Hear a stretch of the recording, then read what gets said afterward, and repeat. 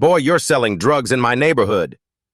Officer Derek Sullivan slams the car door and marches toward the well-dressed black man. Without warning, he shoves the man against the silver sedan, pressing his face into the cold metal. I don't have any drugs, officer. Sure you don't. Sullivan's hands move with practiced efficiency, patting down the expensive suit. Turn around. Hands behind your back. The metallic click of handcuffs echoes through the empty parking lot. Sullivan opens the car door and reaches into the glove compartment. His hand emerges holding a small plastic baggie filled with white powder. Well, well. Look what we have here. The man's briefcase sits forgotten on the hood, city seal catching the streetlight. Inside are transition documents marked Office of the Mayor. 3 floors above, an inauguration photo sits on a mahogany desk. Sullivan grins as he waves the planted evidence. Have you ever watched someone's assumptions completely blind them to who they were really dealing with? 48 hours earlier, Doctor. Jonathan Hayes raised his right hand in the City Hall rotunda, surrounded by cheering supporters. The oath of office echoed through marble corridors that had seen decades of political promises. At 52, Hayes represented something new. A civil rights attorney who'd spent 15 years defending victims of police misconduct, now sworn in as the city's first black mayor in over 30 years. I solemnly swear to uphold the Constitution and serve all citizens of this great city. The applause was thunderous, but Hayes knew the real work started now. His campaign had centered on one controversial promise: comprehensive police reform. Body cameras for every officer. Independent oversight of misconduct complaints, an end to the thin blue line that protected bad cops at the expense of good ones. Not everyone was celebrating. 3 miles across town, Officer Derek Sullivan sat in the precinct break room, watching the inauguration coverage with growing disgust. 15 years on the force had taught him how the world really worked. Politicians came and went, but the streets remained the same. Someone had to keep order, even if bleeding hearts didn't understand the methods required. The new mayor thinks he's going to change everything, Sullivan muttered to his partner, Officer Mike Torres. We'll see about that. Sullivan's personnel file told a different story than his swagger suggested. 14 formal complaints in 5 years, excessive force allegations, suspicious evidence discoveries. Each time, the police union had closed ranks, filing paperwork and applying pressure until complaints disappeared into bureaucratic limbo. The complaints shared disturbing patterns: young black men, late-night encounters. Drugs mysteriously appear during searches. Sullivan had mastered the art of manufacturing probable cause, turning routine traffic stops into felony arrests with surgical precision. Captain Maria Rodriguez had tried warning him twice. Derek, you're walking a thin line. These complaints keep coming. Street criminals file complaints when they get caught. That's what they do. Sullivan's response never varied. I'm just doing my job. But Rodriguez wasn't buying it anymore. Hayes' election had sent shockwaves through the department's old guard. Change was coming whether they liked it or not, and officers like Sullivan would be first in line for scrutiny. Hayes had chosen to keep his inauguration low-key, declining the traditional mayor's mansion until renovations were complete. He maintained his law practice downtown, the same office where he'd built his reputation defending the defenseless. The decision was practical and symbolic: stay connected to the community that elected him. On this particular evening, Hayes was leaving his first official city council meeting as mayor. The session had run late, filled with budget discussions and the delicate politics of implementing his reform agenda. Opposition council members had made their displeasure clear, questioning every proposal with thinly veiled hostility. Mr. Mayor, Council President Angela Washington had said during a break, "You're moving too fast on these police reforms. Some people aren't ready for such dramatic changes." Hayes had smiled politely.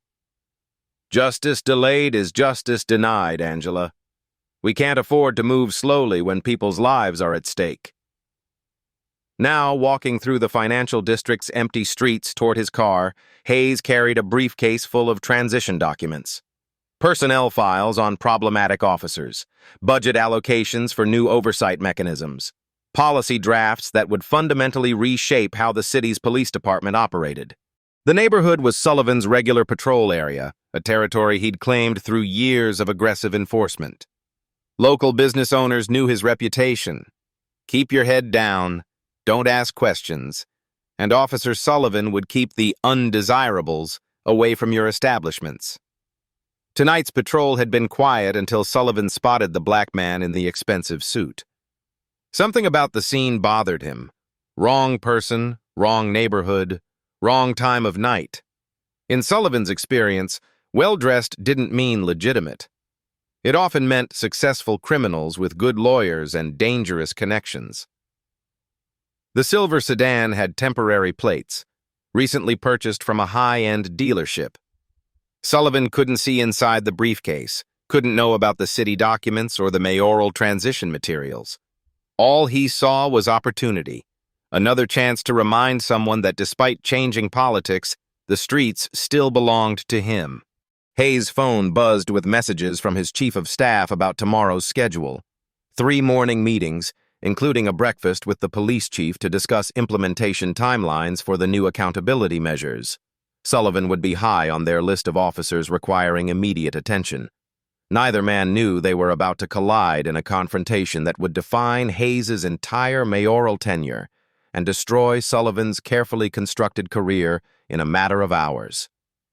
The security cameras positioned throughout the financial district hummed quietly, recording everything with digital precision that would soon matter more than either man could imagine. Sullivan's patrol car rolls to a stop 30 feet from the silver sedan. The headlights cast harsh shadows as he steps out, boots hitting pavement with deliberate force. His hand instinctively moves to his service weapon, a gesture designed to establish dominance from the first moment of contact. Turn around slowly. Keep your hands visible. Hayes complies without argument, briefcase still in his left hand.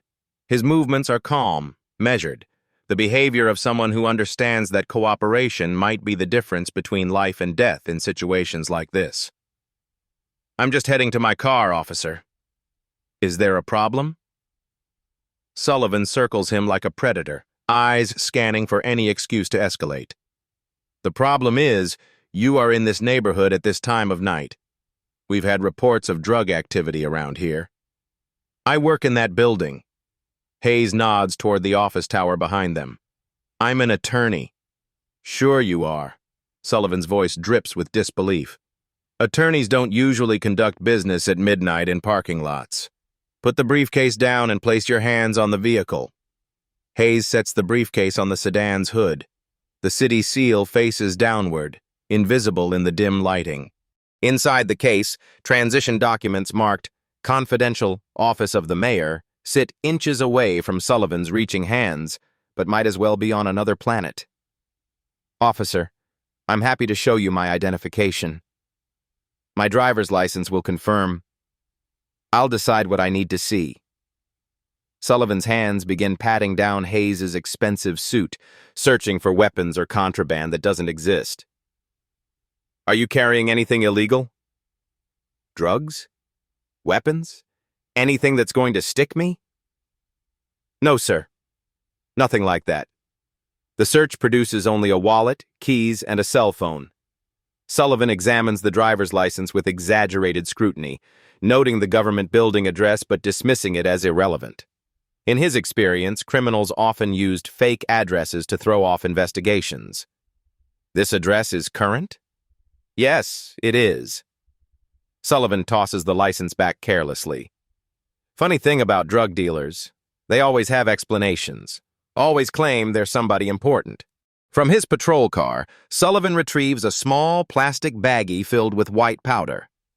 It's the same type he's planted dozens of times before, purchased from evidence lockers of closed cases and recycled into new arrests. The technique has never failed him yet. I'm going to search your vehicle now. Do you have any objections? Hayes straightens slightly. Officer, you don't have probable cause to search my car. I haven't committed any crime, and you have no reasonable suspicion. Sounds like you know a lot about police procedure for an innocent man. Sullivan's grin is predatory. That makes me even more suspicious. Without waiting for consent, Sullivan opens the sedan's passenger door. His movements are quick, practiced. The baggie slides smoothly into the glove compartment, nestled behind the owner's manual where it will be discovered moments later. Well, well, well. What do we have here? Sullivan's hand emerges holding the planted evidence, white powder clearly visible through the clear plastic. He holds it up like a trophy, making sure any security cameras capture the moment of discovery. That's not mine. I've never seen that before in my life. They all say that. Sullivan signals to his backup unit, which has been circling the block. Every single one of them claims innocence right up until they're sitting in a cell. Officer Torres arrives within minutes, his squad car's blue lights painting the parking lot in alternating shadows. Sullivan waves him over with obvious satisfaction. "Mike, look what our well-dressed friend was carrying around. Looks like about 2 grams of cocaine to me." Torres examines the baggie with practiced eyes. "Nice catch, Derek. How'd you know what to look at?" "Experience. 15 years on these streets teaches you to spot the signs." Sullivan turns back to Hayes, handcuffs already in hand. "You're under arrest for possession of a controlled substance." The Miranda rights emerge in a rushed monotone. "You have the right to remain silent. Anything you say can and will be used against you in a court of law. You have the right to an attorney." Hayes listens with the careful attention of someone who's heard these words hundreds of times from the other side of the courtroom. He notices the abbreviated delivery, the casual dismissal of constitutional protections that should be sacred. "I understand my rights, officer. I'd like to call my attorney immediately. You'll get your phone call when we get to the station." Sullivan snaps the cuffs into place, tighter than necessary. "Right now, you're my problem." The backup officer helps load Hayes into the patrol car's back seat. The cage separating front from back is scratched and dented from years of angry prisoners. The smell of disinfectant mixed with human desperation permeates the vinyl seats. As they drive toward the county jail, Sullivan feels the familiar satisfaction of another successful arrest. The paperwork will be straightforward: suspicious behavior, consensual search, discovery of contraband. The prosecutor will file standard charges, and another criminal will be off the streets. "You picked the wrong neighborhood tonight, friend," Sullivan says over his shoulder. "This is my territory, and I don't tolerate drug dealers operating on my watch."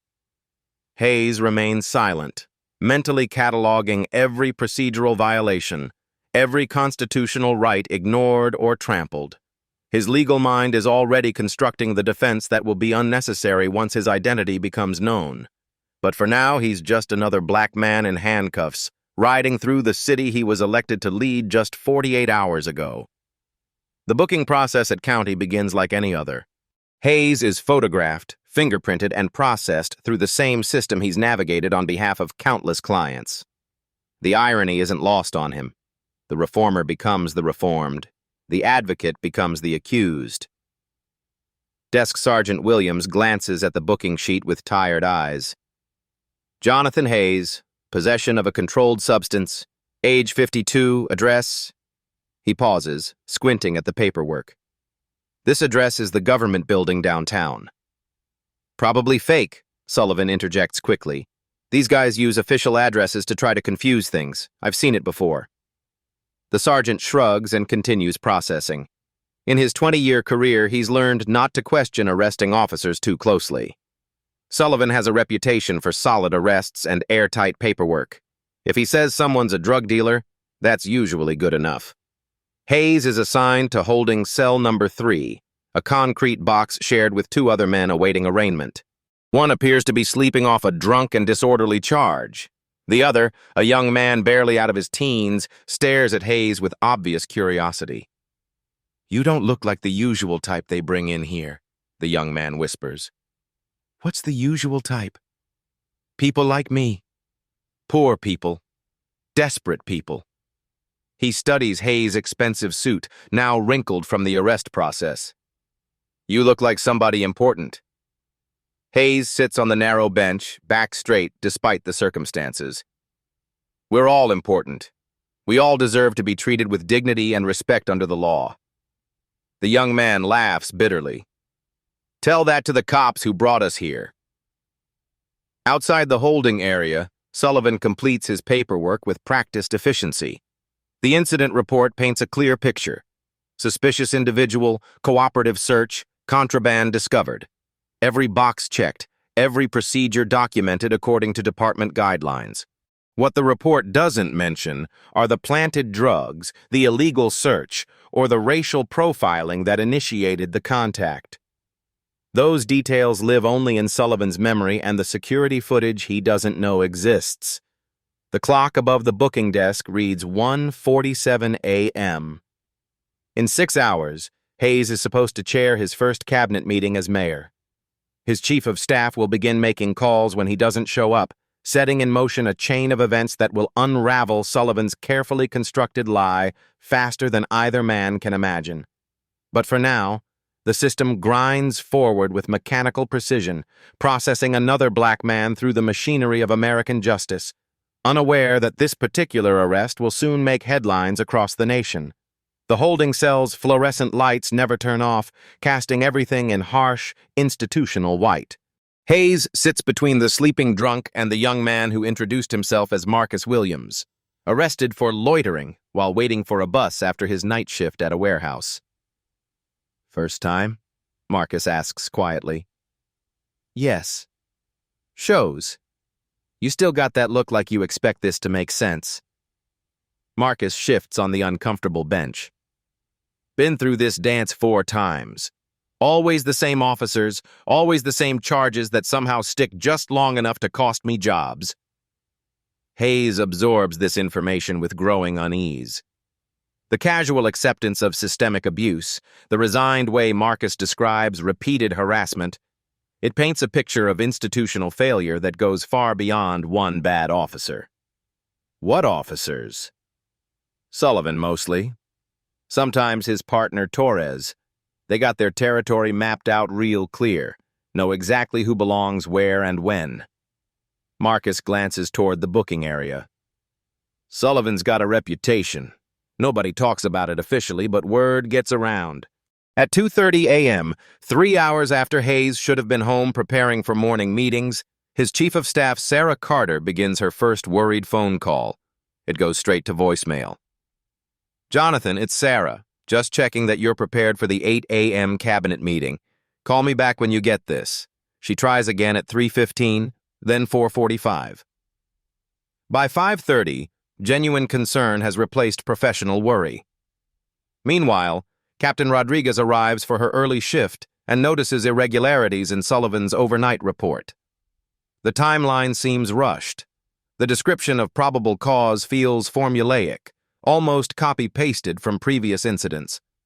Most troubling, the suspect's address matches the government building downtown. Williams, she calls to the desk sergeant.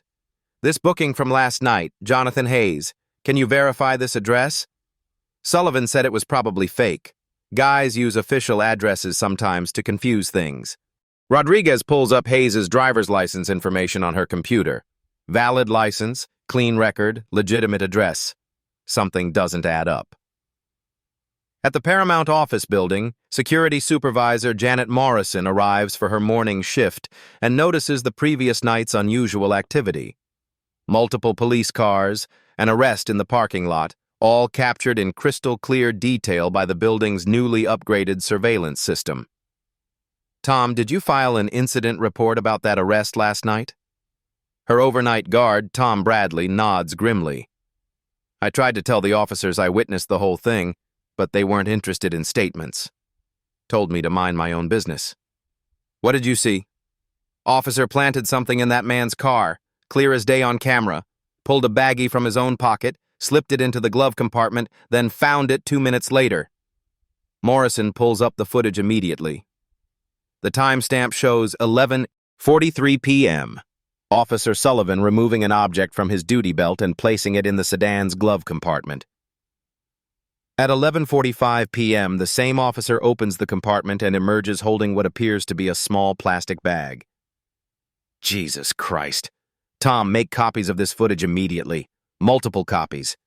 By 6 a.m., Hayes had been in custody for over 6 hours without his legally guaranteed phone call.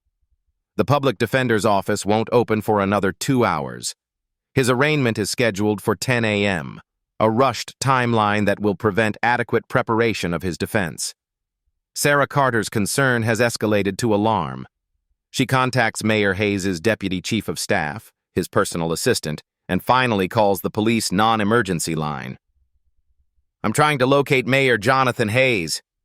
He missed several scheduled appointments and isn't responding to calls." The dispatcher checks overnight incident reports, but finds no record of anyone by that name. Sullivan's booking used only Jonathan Hayes without the title, buried among dozens of other arrests. "No record of that name in our system, ma'am." "Have you tried calling hospitals?" At City Hall, the 8 a.m. cabinet meeting proceeds without its leader. Department heads exchange worried glances as Sarah Carter makes excuses about emergency matters requiring the mayor's immediate attention. The truth is, nobody knows where he is. Detective Lisa Carter, no relation to the chief of staff, arrives at headquarters and notices Captain Rodriguez reviewing arrest reports with unusual intensity. "Something wrong, Captain?" "This arrest from last night. Officer Sullivan claims he discovered drugs during a consensual search, but the suspect's address is bothering me." Rodriguez shows her the paperwork. "Government building downtown. Clean record. And look at this. He listed his occupation as attorney." Detective Carter examines the file more carefully. Jonathan Hayes. Why does that name sound familiar? Run a full background check. Something about this doesn't feel right. The database search takes less than 2 minutes to return results that make both women's blood run cold. Jonathan Hayes, age 52, occupation listed as Mayor, City of Derrière, with an inauguration date of 2 days prior. "Holy shit," Detective Carter whispers. "Rodriguez, we've got a massive problem." "How massive?" "We arrested the mayor." Sullivan arrested the sitting mayor of our city on drug charges, and he's been in jail for 6 hours. The institutional machinery that had been grinding forward with bureaucratic efficiency suddenly lurches to a complete stop. In law enforcement, there are mistakes. And then there are career-ending catastrophes that trigger federal investigations and congressional hearings. This falls squarely into the second category.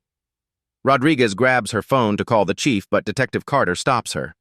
"Captain, before we make any calls, we need to see that arrest footage. If this is what I think it is, we're about to be in the middle of the biggest police misconduct case this city has ever seen." Detective Carter's hands shake slightly as she dials the Paramount Office Building's security office. The implications of what they've discovered are staggering, not just for Sullivan, but for the entire department, the city, and potentially their own careers. "This is Detective Carter, Metro Police. I need to speak with your security supervisor about an incident in your parking lot last night." "That would be Janet Morrison. Hold on." Morrison's voice is crisp and professional when she comes on the line. "Detective, I was actually planning to call you this morning. We have security footage of what appears to be evidence tampering during an arrest last night. We need to see that footage immediately." "I'll be here."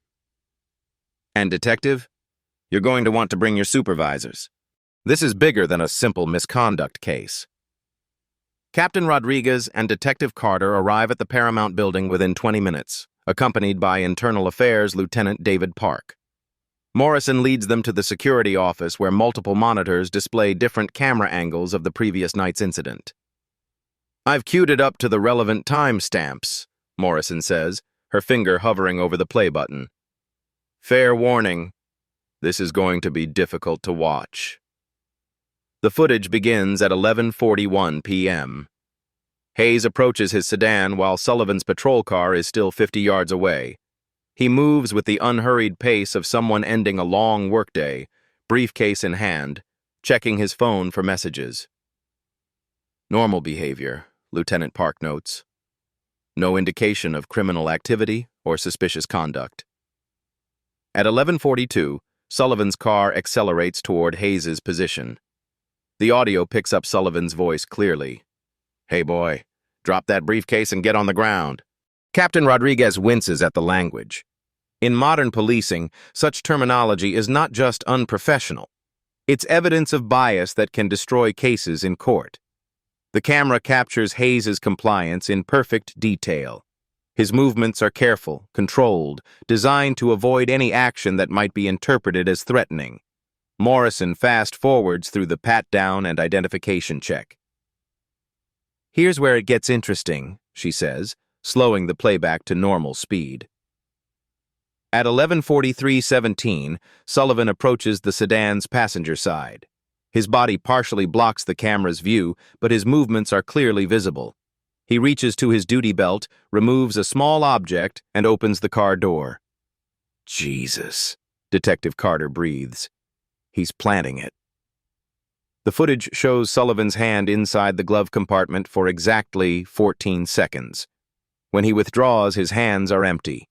He closes the door, walks around the vehicle once, then returns to the passenger side at 11:45:03. Sullivan opens the glove compartment again.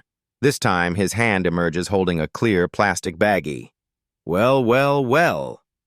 What do we have here?" Sullivan's voice carries clearly on the audio. Lieutenant Park pauses the video. "That's evidence tampering, false arrest, civil rights violation, and about 6 other felonies. This officer's career is over." "It gets worse," Morrison says quietly. "Watch Hayes's reaction." She resumes playback. Hayes doesn't protest or argue when the drugs are discovered. Instead, he responds with the measured calm of someone who understands exactly what's happening and knows that resistance will only escalate the situation. "That's not mine. I've never seen that before in my life." His voice is steady, professional. Not the panicked denial of a caught criminal, but the controlled response of someone managing a dangerous situation with patience and intelligence. "They all say that," Sullivan responds on the recording, clearly enjoying the moment. Detective Carter studies Hayes' posture throughout the arrest process. "Captain, look at how he's handling this. This isn't someone afraid of being caught. This is someone calculating legal strategy." The realization hits Rodriguez like a physical blow. He's a lawyer. He's been through this process hundreds of times from the other side. He knows exactly what Sullivan is doing wrong. Morrison switches to a different camera angle showing Hayes being loaded into the patrol car. The footage captures Sullivan's smug satisfaction, his casual conversation with Officer Torres, and his obvious belief that he's just scored another easy arrest. "There's more," Morrison says. Audio from when Sullivan was filling out his paperwork. She plays a recording from Sullivan's body camera, which had been activated during the transport to jail. "You picked the wrong neighborhood tonight, friend. This is my territory, and I don't tolerate drug dealers operating on my watch." The contempt in Sullivan's voice is unmistakable. He's not just arresting someone he believes to be a criminal. He's asserting dominance, establishing territory, sending a message about who controls these streets. Lieutenant Park reviews his notes grimly. Racial profiling, illegal search, evidence tampering, false imprisonment, civil rights violations under federal law. This is a federal case now. We need to notify the FBI immediately. "Wait," Detective Carter says, studying the timestamp again. "What time did this happen?" 11:43 p.m., Morrison confirms. "The mayor was sworn in 48 hours ago. He would have been in office when this arrest occurred." The full magnitude of the situation becomes clear. Sullivan didn't just frame an innocent man. He framed the sitting mayor of our city. Captain Rodriguez reaches for her phone to call Chief Williams but hesitates. "Before we make this call, we need to understand the scope. Park, how many similar arrests has Sullivan made in the past year?" Lieutenant Park pulls up Sullivan's arrest record on his tablet. The numbers are staggering. 47 drug possession arrests in the past 12 months, primarily young black males in upscale neighborhoods. 47 cases that might be compromised, he says slowly. If this is a pattern, we're looking at dozens of wrongful convictions.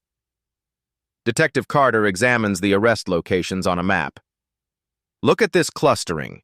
Same neighborhoods, same demographics, same charges. This isn't random patrol work. This is systematic targeting. The security footage continues running in the background, showing Sullivan's confident swagger as he completes his paperwork.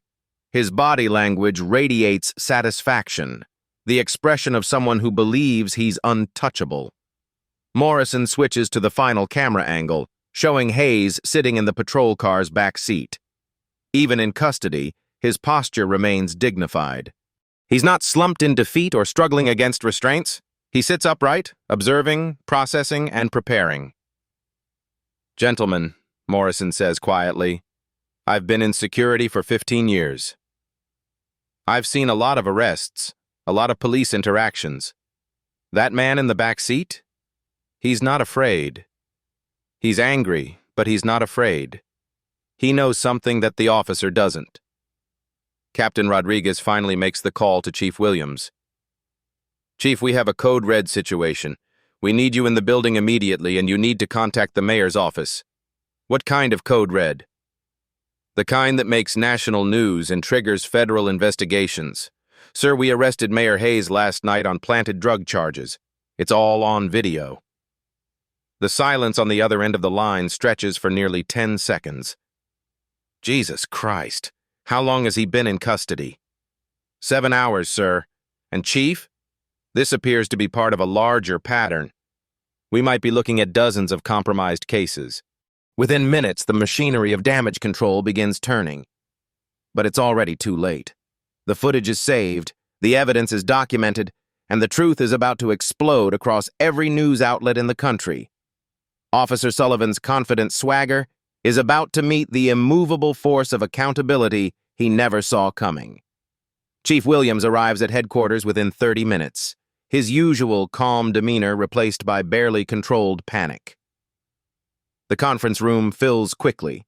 Captain Rodriguez, Detective Carter, Lieutenant Park, the city attorney, and Deputy Chief Harrison, all summoned for emergency damage control. "Show me the footage," Williams says without preamble.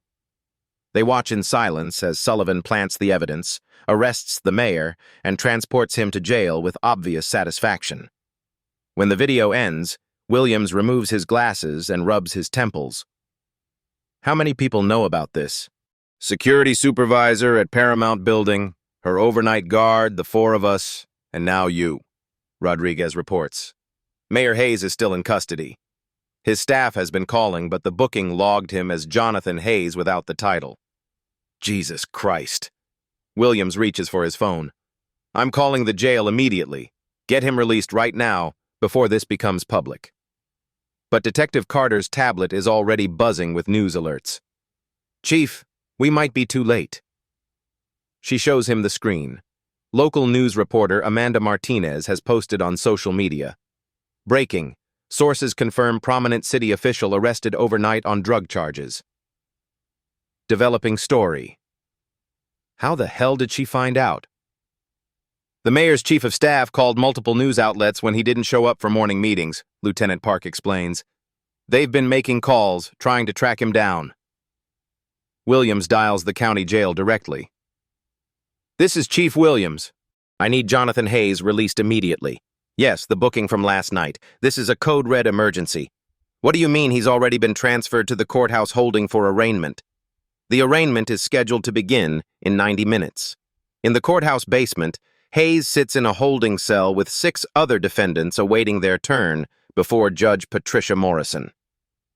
The public defender assigned to his case, overwhelmed attorney Rachel Green, has spent exactly 4 minutes reviewing his file.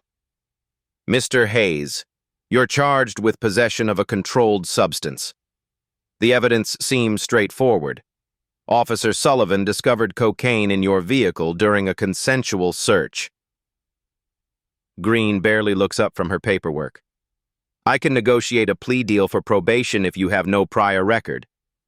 I want to go to trial. Hayes says firmly. Mr. Hayes, with respect, fighting these charges is expensive and rarely successful. The officer has 15 years of experience and a solid reputation. Hayes studies the young attorney with growing dismay.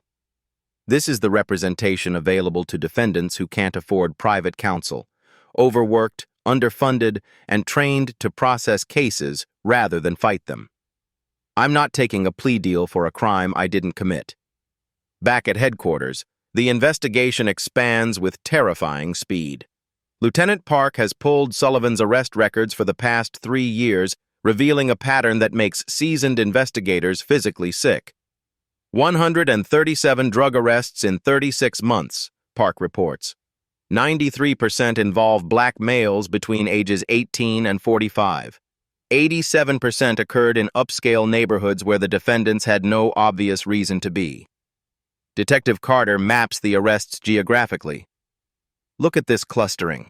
Same 4-block radius, always late night, always the same charge, simple possession with intent to distribute. What's the conviction rate? Williams asks. 91%. Most took plea deals to avoid trial. The numbers tell a story of systematic abuse that goes far beyond a single corrupt officer. They represent destroyed lives, broken families, and careers ended by fabricated evidence. Captain Rodriguez's phone buzzes with an urgent text from the Paramount Building's security office. More footage has been reviewed. Sullivan has been planting evidence in that parking lot for over 2 years. Multiple incidents documented. The FBI field office receives Chief Williams' call at 9:47 a.m. Special Agent Sarah Kim listens to the preliminary report with growing amazement. Chief, you're describing a federal civil rights conspiracy. This goes beyond local misconduct. We're talking about systematic deprivation of rights under color of law. How quickly can you mobilize an investigation team? We're already mobilizing. But Chief, once federal involvement begins, your department loses control of this investigation. Everything becomes evidence. Every case Sullivan touched gets reviewed. At the courthouse, Hayes' arraignment approaches. Judge Morrison reviews the standard drug possession case with routine efficiency until she notices something unusual about the defendant's address. Mr. Hayes, your listed address is the government building downtown. Are you a city employee? Before the overwhelmed public defender can respond, Hayes stands. Your Honor, I'm the mayor of this city. I was sworn into office 48 hours ago. The courtroom falls completely silent. Judge Morrison's gavel hovers in midair.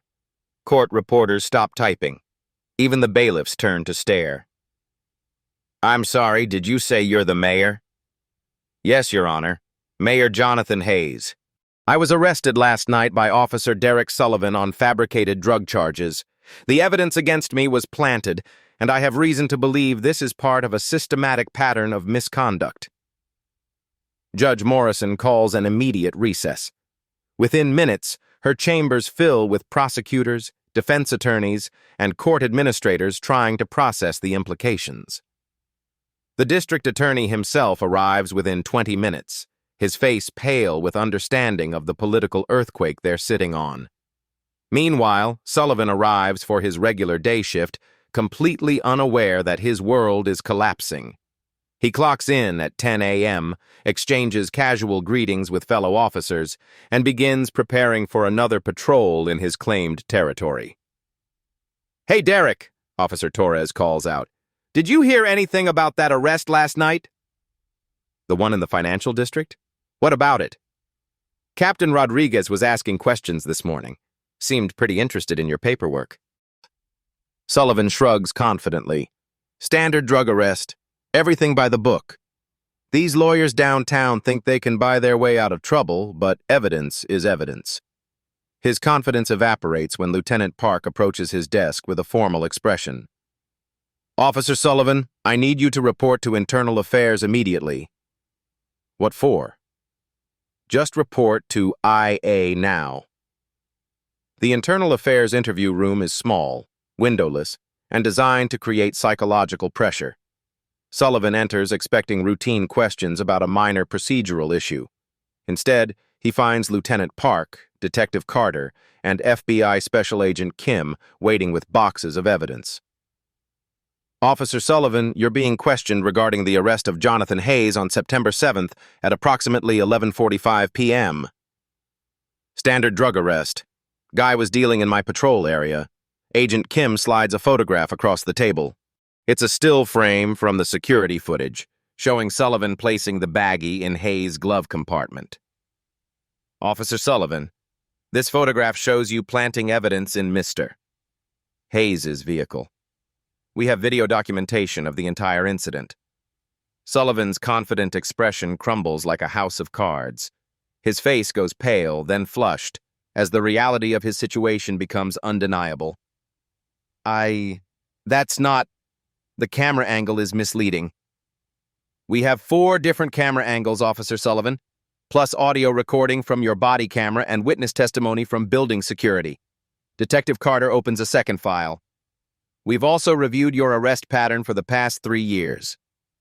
137 cases with remarkably similar circumstances.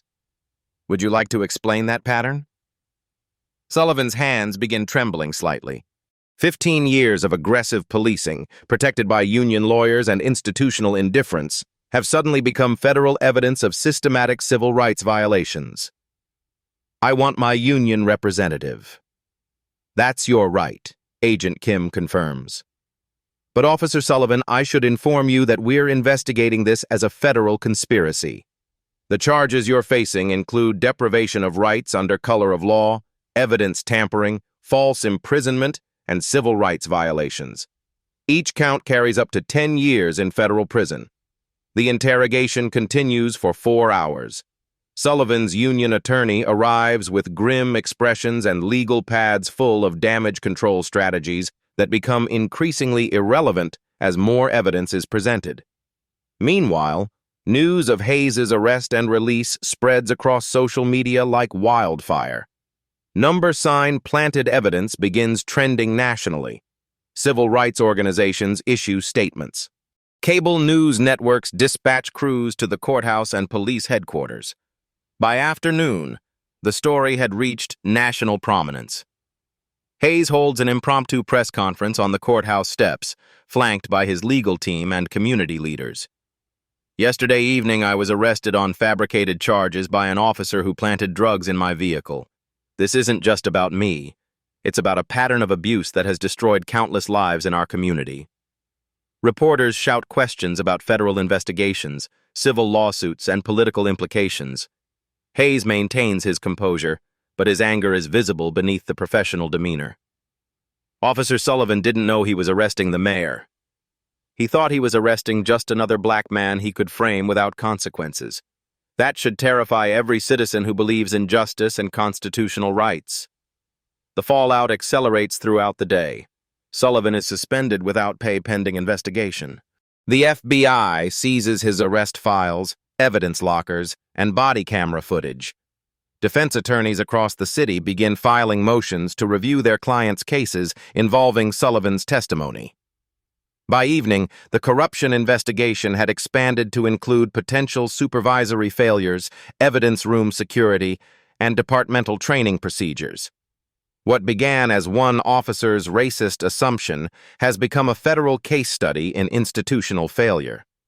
Sullivan returns home to find news vans lining his street and reporters shouting questions through his windows. His confident swagger has been replaced by the hunched posture of someone whose entire world has been destroyed in a single day. The officer who believed he controlled the streets has discovered that accountability, when it finally arrives, is swift and merciless. 6 months later, the federal courthouse buzzes with media attention as United States versus Derek Sullivan reaches its climax. The courtroom gallery overflows with reporters, community activists, and families of Sullivan's previous victims who have waited years for this moment.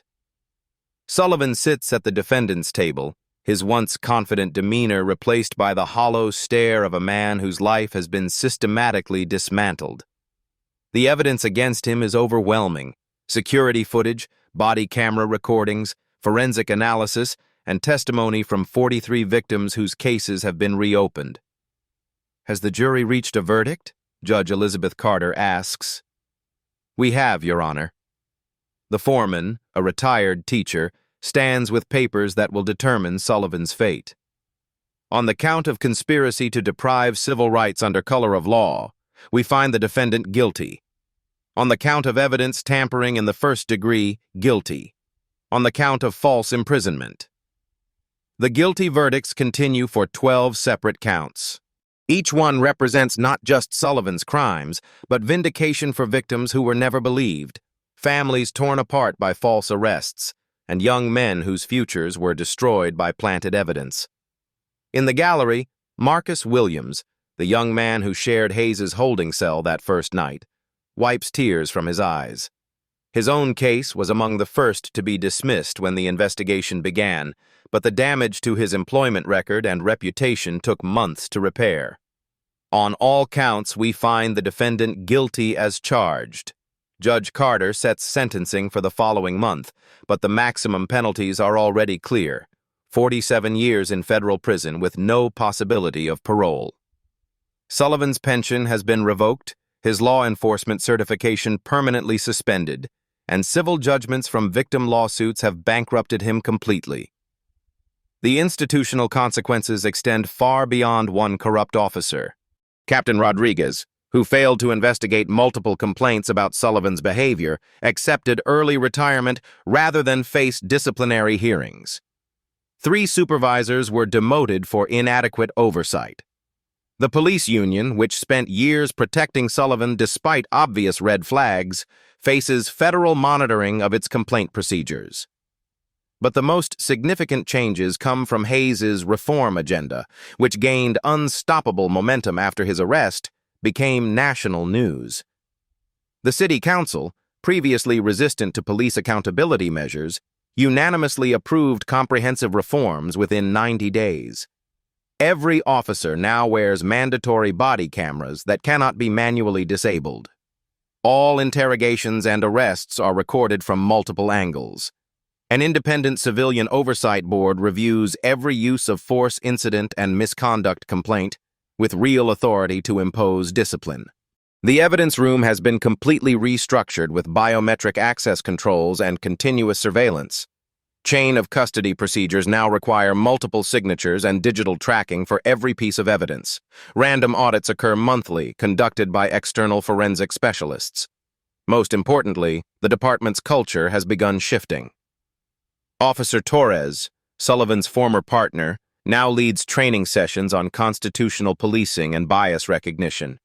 New recruits undergo extensive screening for racial bias and authoritarian tendencies. Community policing initiatives have replaced aggressive patrol tactics in the neighborhoods Sullivan once terrorized.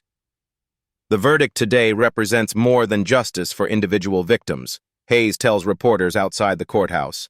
It proves that no one, not police officers, not city officials, not anyone, is above the law. The civil lawsuits have resulted in $4.2 million in settlements paid to Sullivan's victims. More importantly, each settlement includes acknowledgement of wrongdoing and formal apologies from the city. The monetary compensation can't restore lost years or repair damaged lives, but it provides some measure of recognition for the suffering inflicted. Sullivan's sentencing hearing draws an even larger crowd than his trial. Victim after victim takes the stand to describe how his fabricated arrests destroyed their lives. Jobs lost, families broken, reputations ruined by criminal records based on planted evidence. Jerome Washington, a college student whose scholarship was revoked after one of Sullivan's arrests, speaks with quiet dignity. I lost my education, my future, my faith in justice. But seeing him held accountable today gives me hope that the system can change. Judge Carter delivers the sentence with measured gravity. Mr. Sullivan, your actions represent a fundamental betrayal of public trust. You systematically violated the constitutional rights of citizens you swore to protect. The court sentences you to 35 years in federal prison. Sullivan shows no emotion as he's led away in shackles. The man who once strutted through city streets with absolute authority now faces decades behind bars, his law enforcement career a case study in corruption and abuse of power. Outside the courthouse, Hayes reflects on the long journey from that humiliating night in handcuffs to comprehensive police reform. The changes haven't been perfect or complete, but they represent genuine progress toward accountability and justice.